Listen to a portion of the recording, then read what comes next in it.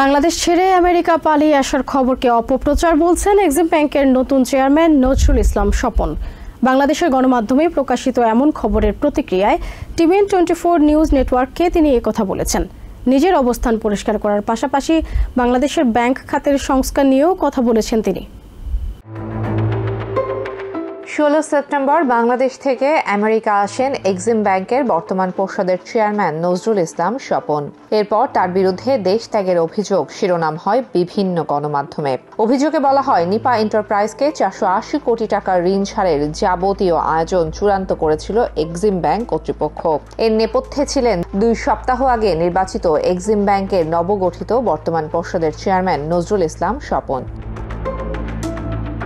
বিভিন্ন মহল থেকে তাকে আইনের আওতায় আনার দাবি ওঠায় তিনি দেশ ছেড়েছেন বলে উল্লেখ করা হয় প্রতিবেদনে। এর উত্তর খুঁজতে নজরুল ইসলাম স্বপনের মুখোমুখি টিভিএন 24 নিউজ নেটওয়ার্ক। অভিযুক্তের দাবি পালিয়ে নয়, পরিবারের সাথে দেখা করতে প্রাতিষ্ঠানিক নিয়ম মেনেই 2 সপ্তাহের জন্য আমেরিকা এসেছেন তিনি। প্রথম বোর্ড মিটিং এর পর থেকে আমি বলছি, দেখেন আমি কিন্তু 15 তারিখ দিনে আছি, রাত্রেবেলা আমি চলে যাব।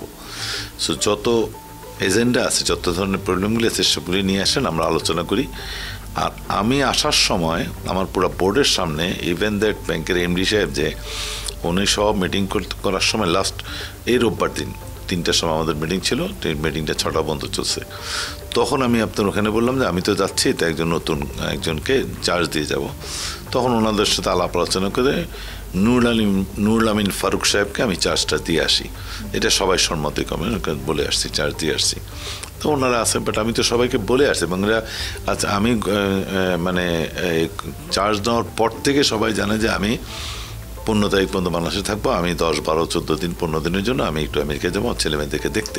তার বিরুদ্ধে ষড়যন্ত্র হচ্ছে উল্লেখ করে বাংলাদেশের ব্যাংকিং খাতের সংস্কার নিয়েও কথা বলেন নজরুল ইসলাম। তাহলে মনে করেন ব্যাংকিং সেক্টরটা বেটারের দিকে যাবে। বাট বর্তমানে বেশ কিছু ব্যাংক আছে যারা খুব প্রবলেম পড়ে গেছে।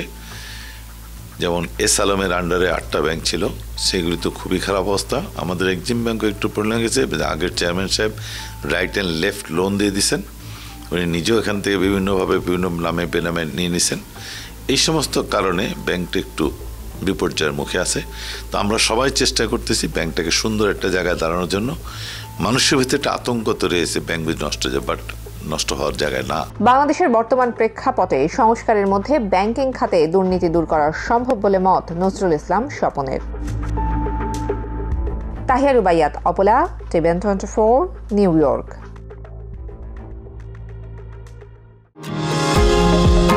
নিউ ইয়র্ক থেকে সম্প্রচারিত টিভিএন 24 টেলিভিশন বিশ্বজুড়ে বাঙালির কণ্ঠস্বর।